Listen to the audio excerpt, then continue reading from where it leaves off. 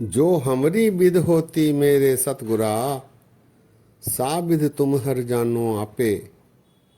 हम रुड़ते फिरते कोई बात न पूछता, गुर सतगुर संग की रे हम थापे। धन धन गुरु नानक जन केरा, जित मिलिए चूके सब सोग संतापे। सत्कार योग सत्संग योग, वाह गुरु जी का खालसा, वाह गुरु जी की फतेह। आज दास ने 70 बरस पूरे कर लिए। 70 बरस की जीवन यात्रा हुई है। आज अपने बारे आप जी से विचार साझे किए जाएंगे। अमीरपेट हैदराबाद में दास का जन्म हुआ 1954 1954, आज ही के दिन। दास के पिताजी सरदार हरनाम सिंह जी सरकारी अफसर थे। दास के माताजी मोहना कौर जी। दास के दादा सरदार रूड़ सिंह जी अमीरपेट गुरुद्वारा साहब में 20 बरस ग्रंथी रहे। बचपन से ही दास को दादाजी ने अपने साथ रखा। रात में दरबार में ही, गुरुद्वारे में ही सुला लिया करते। अमृत वेले उठकर स्नान करना, उन दिनों नल आदि नहीं थे, बावली से पानी सेंध कर स्नान करना, दरबार की सफाई बिछाई आदि करना, फिर बाणी पाठ आदि करना, सवेरा होने पर फिर तैयार होकर स्कूल जाना, ऐसी व्यवस्था रही। दादाजी एक विवेकी सिंह थे, गुरबाणी के रसिया और बेंत बाणियां पढ़ा करते थे। उन्होंने दास को कई बरस तक बाणी का अभ्यास कराया। आद पातशाही के साथ साथ दसम की बाणियों का भी गहनता से अभ्यास कराया। दास को लालच देकर, 4 आने देकर बचित्र नाटक पढ़वाया करते थे। दास उन 4 आने की लालच में बाणियों का पाठ करता रहा और लाभ प्राप्त करता रहा। दास ने दादाजी की, क्योंकि वे काफी वृद्ध थे, उनकी सेवा भी निभाई। वे एक विवेकी सिंह थे। आपको जानकर आश्चर्य होगा कि उनका कछहरा 22 हाथ का हुआ करता था, अर्थात 11 गज, 11 यार्ड्स। ऐसे वे विवेकी सिंह, जिन्हें बहुत सारी बाणियां कंठ थीं, उन्होंने दास पर कृपा करके बाणी का अभ्यास कराया। धीरे धीरे फिर दास अखंड पाठों में हिस्सा लेने लगा। शाम में रहरास का पाठ करना, जब भी दादाजी किसी छुट्टी पर जाते तो उनकी जगह सेवा करना, ऐसी सेवाएं करते हुए लाभ दास प्राप्त करता रहा। इसके साथ साथ दास की पढ़ाई भी चलती रही। दास ने फिर 10वीं पास की। दास छुट्टियों के दौरान 2-3 महीने के लिए हजूर साहब जाया करता था। हजूर साहब में सरदार जगत सिंह मास्टर, जो कि सचखंड हजूर साहब में मीत ग्रंथी थे, वे एक विद्वान, दसम की बाणी के बहुत ज़्यादा जानकार थे। वे प्रतिरोज़ सचखंड हजूर साहब में दसम की कथा भी करते थे। उन्होंने ही बाबा जोगिंदर सिंह मुनि, ज्ञानी मोहन सिंह जी को संध्या दी थी। उन छुट्टियों के दौरान दास वहाँ पर कभी कभी अखंड पाठों में हिस्सा लेता। सरदार जगत सिंह जी मास्टर ने दास को प्रेरित करके गुरमत पर साहित्य पढ़ने के लिए समझाया। हजूर साहब में एक बहुत बड़ी लाइब्रेरी हुआ करती थी, उसमें हज़ारों किताबें थीं। जगत सिंह मास्टर जी ने दास को उन साहित्य से अवगत कराया। उनकी प्रेरणा से दास ने फिर वहाँ रज कर साहित्य पढ़ा।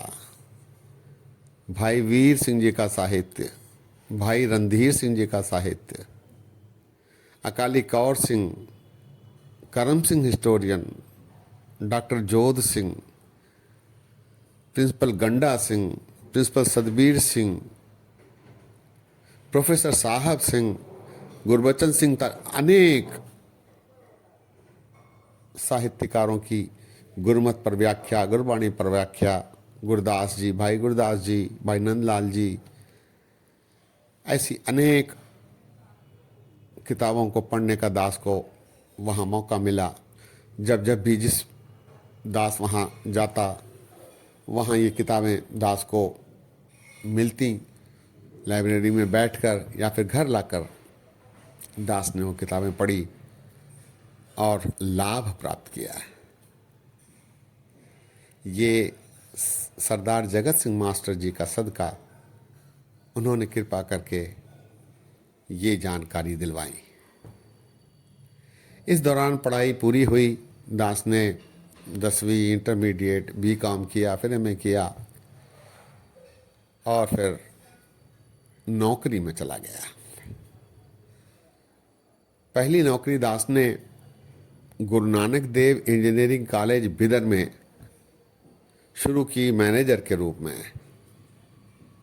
1.5 साल दास वहाँ रहा, नानक जीरा साहब में।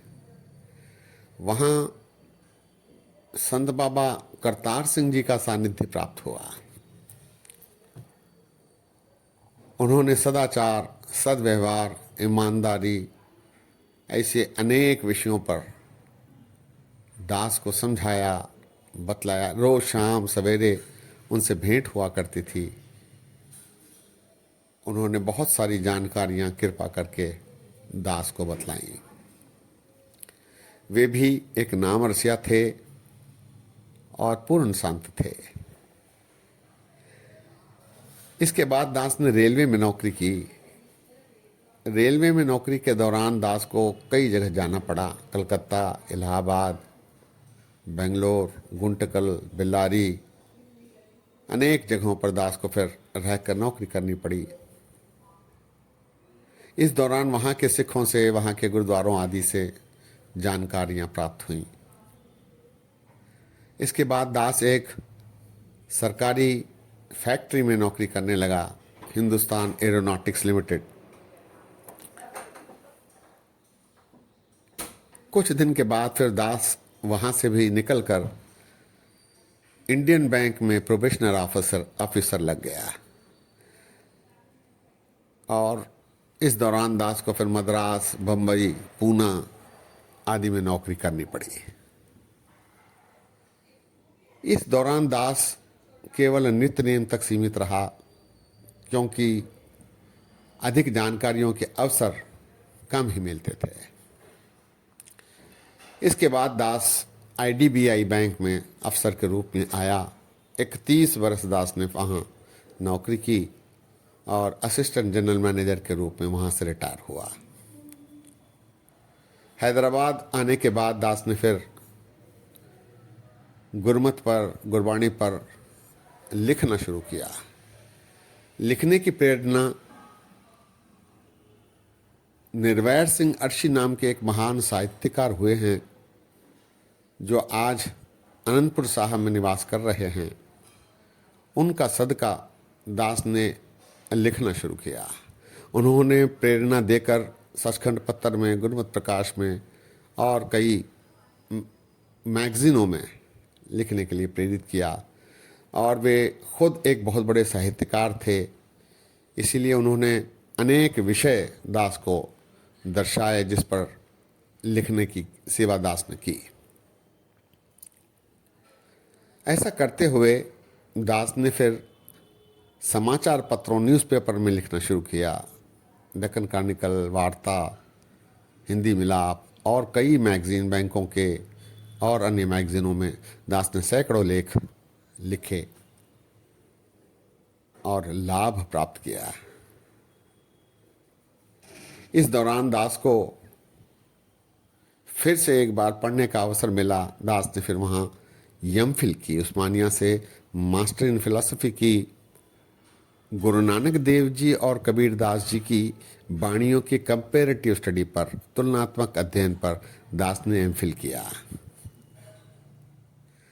ऐसा करते समय दास को बहुत बड़ा अवसर मिला वाणी की जानकारी प्राप्त करने के लिए। इसके बाद दास ने पीएचडी के लिए रजिस्ट्रेशन करवाया गुरु गोविंद सिंह जी की वाणियों के संबंध में। 4 साल दास ने उस पर काम किया, लेकिन एक दिन मन में आया कि डिग्रियां बेकार हैं, गुरु से जुड़ना चाहिए। इसलिए फिर दास ने उसको अधूरा ही छोड़ दिया। लेकिन उस 4 वर्षों में जो जानकारियां प्राप्त हुई वो दास के लिए बहुत उपयोगी रही। इसके बाद दास ने लिखना कुछ कम किया, क्योंकि एक बीबी डॉक्टर पहवा चंडीगढ़ से Hyderabad all India radio Hyderabad station के डायरेक्टर बनकर आई। वो गुरबाणी से बहुत ज़्यादा स्नेह रखते थे और वे चाहते थे कि दक्षिण में भी गुरबाणी और गुरमत का प्रचार हो, लोगों को पता चले।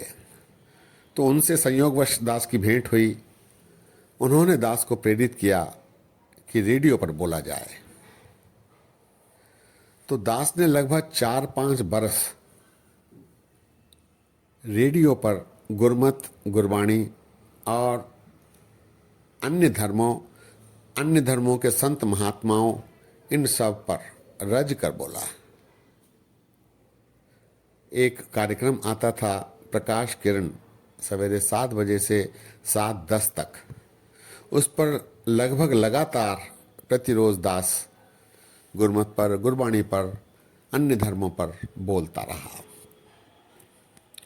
ये प्रेरणा डॉक्टर पहवा जी की थी। डॉक्टर पहवा बहुत स्ट्रिक्ट लेडी हुआ करती थी और वो केवल विषय से संबंधित ही बात करती थी। उन्होंने दास को प्रेरित किया, जिसके कारणवश दास ने फिर रेडियो पर भी बोला। धीरे धीरे रेडियो का प्रभाव कम होने लगा। डॉक्टर पहवा का भी यहाँ से ट्रांसफ़र हो गया, टेलीविज़न का युग आने लगा। तब फिर दास ने उस पर रेडियो पर बोलना कम किया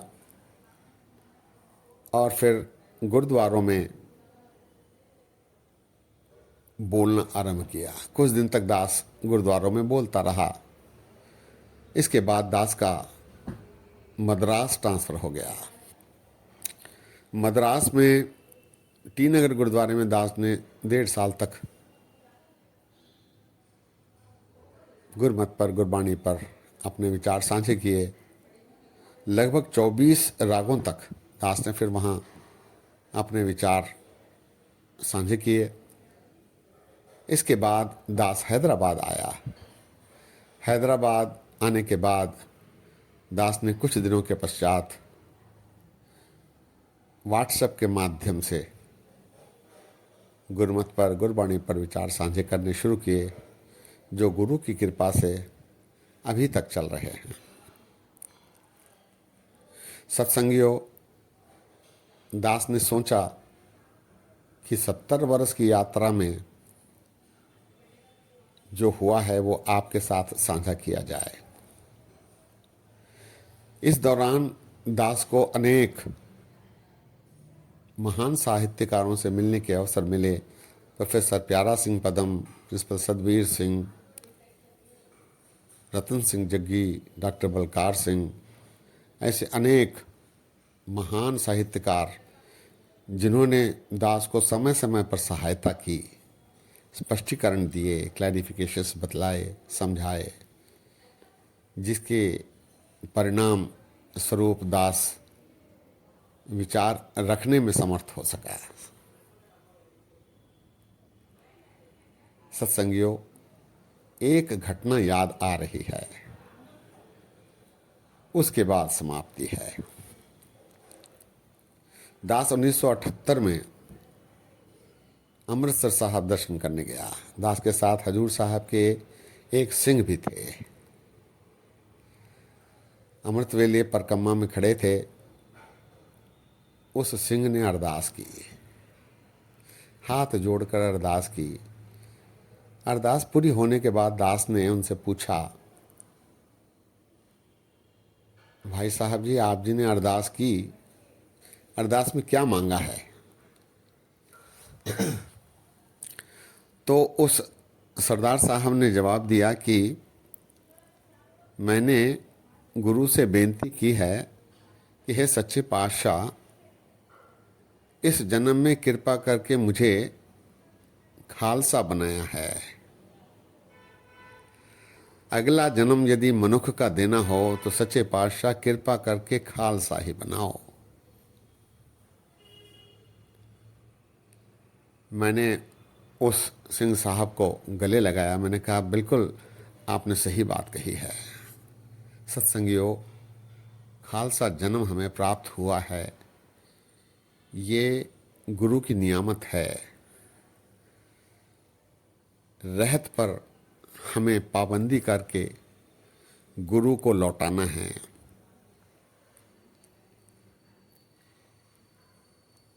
वैसे भी ज्यों भावै त्यों राखले, हम शरण प्रभाए राम राजे, महाराज का हुक्म है।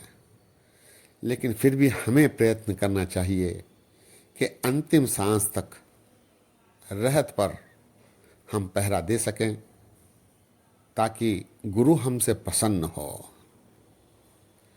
दास की भी ये आस है कि जब तक सांस रहे गुरु से जुड़ा रहे, गुरु की सेवा करने में ये सांसें बीतें, ऐसी कामना है। बोलते समय गलतियां हुई होंगी, माफ करने की कृपा करो। फतेह सांझी करो। वाह गुरु जी का खालसा, वाह गुरु जी की फतेह।